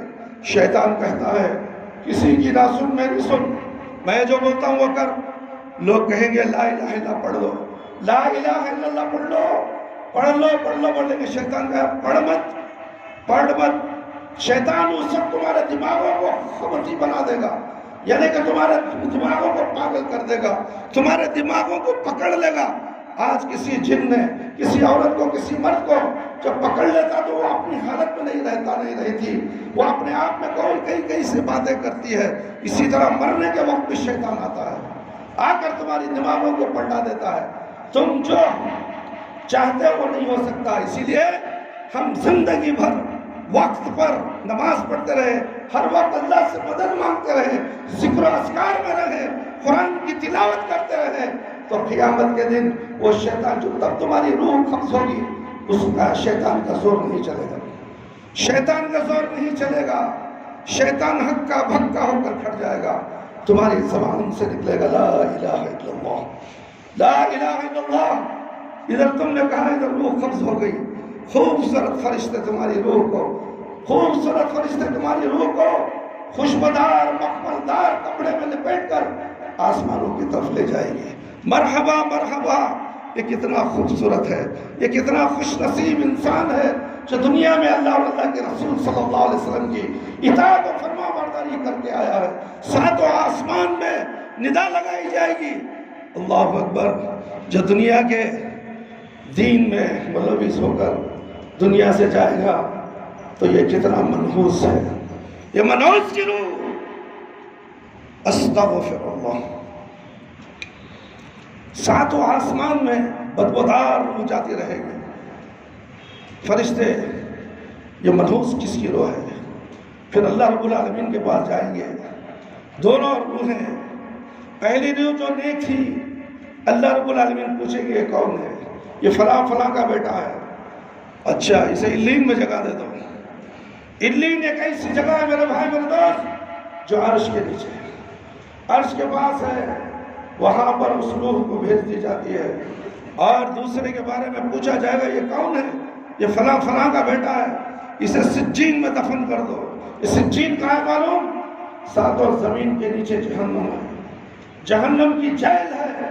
اس جیل میں اوپر سے پھینکا جائے گا اور دھستا ہوا سجین میں چلا جائے گا، اور قیامت کے دن عذاب خبر میں ہوگا، اس کی روح کے ساتھ عذاب ہوگا، اور اس کی روح آ جائے گی خبر میں عذاب جھیلنے کے لیے۔ پھر اس کے بعد وہ سجین میں چلا جائے گا، اس کا دھڑ رہے گا 3 مہینے کے اندر دھڑ پورا گل سڑ کے برباد ہو جائے گا۔ یہ ہماری زندگی، اس زندگی کے لیے ہم جسم، ہمارے قبر کے اندر ہمارا جسم چکنا چور ہونے والا ہے۔ آج ہم اپنے جسم کی کتنی حفاظت کرتے ہیں، ہم کتنی حفاظت کرتے ہیں، کتنے اچھے کپڑے، کتنے اچھے عطر، کتنے اچھے خوشبودار چیزیں لگاتے ہیں، اچھے اچھے کھانے کھاتے ہیں۔ اللہ کی نعمت کے لیے ہم نے کیا کیا؟ ہم نے اس کے شکر کے لیے کیا کیا؟ اے بندو، اللہ کے بندو، اے مسلمانوں، سوچو تو صحیح، سوچتے کیوں نہیں ہے تم؟ وقت تمہارا بالکل قریب ہے۔ تم یہ مت سمجھو کہ میری شادی کے بعد میں مروں گا، میری شادی کے بعد بچے 4 ہوں گے، اس کے بعد مروں گا، اس کے بعد میں حج کو بھی جانے والا ہوں، حج کرنے کے بعد آ کے مروں گا۔ نہیں نہیں نہیں نہیں، موت کا وقت معین ہے۔ موت وہ یہ نہیں دیکھتے کہ تیری شادی ہے، تیری شادی کے دن تیری موت ہوگی، تیری شادی کے دن تیری سہاگ رات میں موت ہوگی، رات میں 3 بجے موت ہوگی، 2 بجے موت ہوگی، 4 بجے موت ہوگی، اور ظہر میں تیرا جنازہ نکل جائے گا۔ ظہر میں تیرا جنازہ، اس کے بعد قبر میں دفنا دیا جائے گا۔ من ربک ما دینک من نبیک، ہے اماموں کا، ہے مفتی کا، بولو پیر کا ہے، مرشد کا ہے سوال، نبی کے سوال خبر میں ہے۔ اس کے لیے کیا تیاری کی؟ اس کے لیے کیا تیاری کی؟ میرے بھائی، میرے دوست، ہم نے کچھ تیار نہیں ہے، ہم کچھ بھی تیار نہیں میرے بھائی، میرے دوست۔ دراصل ہدایت اسی کو ملتی ہے جو خود ہدایت کا طالب ہو، ضد، ہٹ دھرمی، تعصب سے پاک ہو، اپنے نفس کا بندہ ہو، اور کھلی آنکھوں سے دیکھتا ہو اور کھلے کانوں سے سنتا ہو، صاف دماغ سے سوچتا سمجھتا، معقول بات کو بے لاگ طریقے سے مانتا ہو۔ یشرب والوں کو اللہ نے جو ان خوبیوں سے نوازا تھا، ان کے دلوں کو اسلام کے لیے کھول کر اللہ تعالیٰ نے اللہ کے نبی صلی اللہ علیہ وسلم کو ایک ایسا خط عنایت فرمایا جہاں دعوت اسلامی کو پہلے دن ہی سے قدم جمانے کا موقع ملا۔ میرے بھائی، میرے دوست اور خواتین اسلام، اللہ رب العالمین سے دعا ہے کہ اللہ تعالیٰ ہم تمام کو ان تمام قرآن و حدیث کی باتیں جو میں نے آپ کے سامنے پیش کی ہیں، تقریباً میرے بھائی 1 گھنٹے سے زیادہ کا وقفہ میں نے اس جگہ پر اللہ کے نبی صلی اللہ علیہ وسلم کے منبر رسول پر کھڑ کر بیان دیا ہوں۔ میں گواہ ہوں، مسجد گواہ ہے، مسجد کے سب در و دیوار گواہ ہیں۔ جتنے لوگ صرف 2 رکعت نماز پڑھنے کے لیے مسجد کو آتے ہیں، قیامت کے دن کو سب کو جواب دینا پڑے گا۔ سب مسجدوں میں نماز ہو گئی نا؟ ہو گئی نہیں؟ 2 بجے ختم، 1:45 کو ختم، تو پھر اتنے دیر تم لوگ کیا کر رہے تھے؟ اللہ پوچھے گا، تم سے سوال کرے گا۔ تو مسلمان ہو نا؟ مسلمان ہو؟ ہاں ہے مسلمان، میرا نام عبد الرحمن ہے، میں عبد الرحیم ہوں، عبد الغفور ہوں، پورے اللہ کے نام رکھے گا۔ پھر مسجد کو آنے کون سی چیز تمہیں روک رہی تھی؟ بیان سننے کون سی چیز تمہیں روک رہی تھی؟ وہ بیچارہ اذان ہونے کے وقت آیا، وہ بیچارہ باہر ایک بیچارہ بیٹھا، یہ 2 آدمیاں اذان کے ٹائم پر مسجد کا ہے، ان کا ثواب لے لیا انہوں نے، تمہیں کچھ بھی ثواب نہیں، دفتر بھی بند ہو گیا۔ پھر کیا؟ کیوں تمہارا دل مردہ ہو چکے ہیں؟ کیا تمہارے دلوں میں اللہ کا ڈر نہیں؟ جمعہ تو خطبہ سننے کے لیے ہے، عید المومنین ہے، رمضان کی عید سے بڑی عید جمعہ کی عید ہے، بقرعید سے بڑی عید جمعہ کی عید ہے۔ یہاں کیوں شیطان تمہارے پاؤں میں زنجیریں ڈال دیا، تمہارے دلوں کو کس کے پکڑ لیا؟ وہ تو 2:45 3 بجے کھڑتا، اتنا جلدی جا کے کیا کرتا ہوں؟ وہ بیٹھا تو نیند آ جاتی ہے، جانا کو یہ تمہارا معمول ہو چکا ہے۔ اے مسلمانوں، اے میرے بھائیوں، ایسا مت کرو۔ تمہیں جہنم سے بچانے کے لیے میں کڑوے الفاظ بول رہا ہوں، اگر میرے بات سے تکلیف ہے تو معافی چاہتا ہوں، مگر اللہ کے لیے تمہیں بچانا چاہتا ہوں جہنم سے۔ ایسا مت کرو۔ 2:45 بجے آ جاؤ، 2:30 بجے جماعت کھڑ جاتا ہے، اتنے لوگ 2:45 بجے 2 بجے بھی رہیں گے، اتنے لوگ جتنے لوگ ہیں انشاءاللہ 2:30 بجے جماعت کھڑی ہوگی۔ آپ کو اتنے دیر رہنے کی ضرورت نہیں ہے. چند اللہ کی باتیں، اللہ کے رسول کی باتیں ہیں. یہی تو مقصد ہے جمعہ کا، تمہاری اصلاح کرنے کا، تمہیں جہنم سے بچا کر جنت کی طرف لے جانے کا.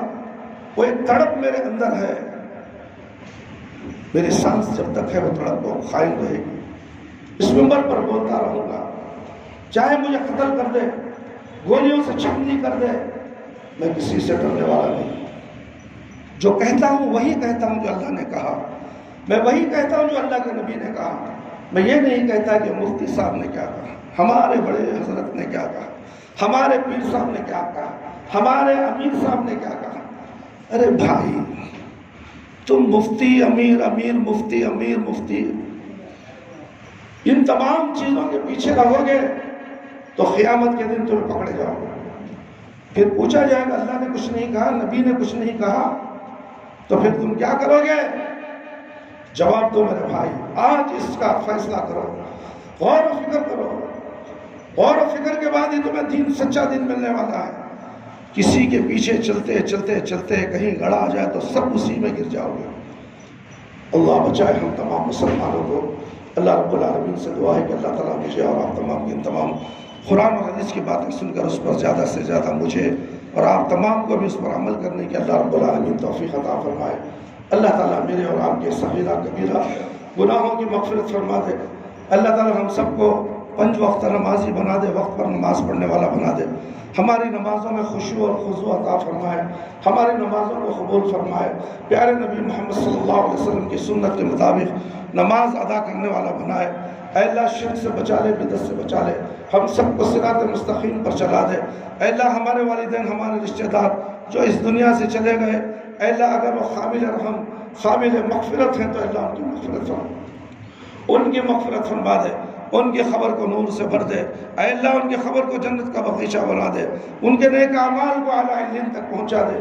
میرے پروردگار ہم تمام کی غلطیوں کو درگزر فرما. ہم میں سے جو لوگ پریشان حال ہیں ان کی پریشانیوں کو دور فرما دے.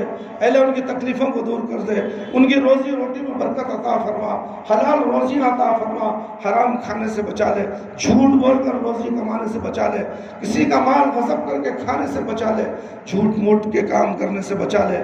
اے اللہ تو رحم کرنے والا ہے، خبر کے عذاب سے بچا لے. اے اللہ خبر کے عذاب سے بچا لے، خبر کی تاریکی کو روشنی میں بدل دے، میدان حشر میں رسوائی سے بچا لے، جہنم کی دہکتی ہوئی آگ سے ہم سب کو بچا لے میرے پروردگار. اے اللہ ہمیں موت دے تو ایمان کی حالت میں موت دے. جب ہماری روح ہمارے جسم سے نکلے تو اللہ ہماری زبان پر کلمہ لا الہ الا اللہ محمد الرسول اللہ جاری رہے. ربنا لا تزغ قلوبنا بعد إذ هديتنا وهب لنا من لدنك رحمة إنك أنت الوهاب. ربنا تقبل منا إنك أنت السميع العليم وتب علينا إنك أنت التواب الرحيم. سبحان ربك رب العزة عما يصفون وسلام على المرسلين والحمد لله رب العالمين. وآخر دعوانا الحمد لله رب العالمين. يا حي يا قيوم برحمتك أستغيث.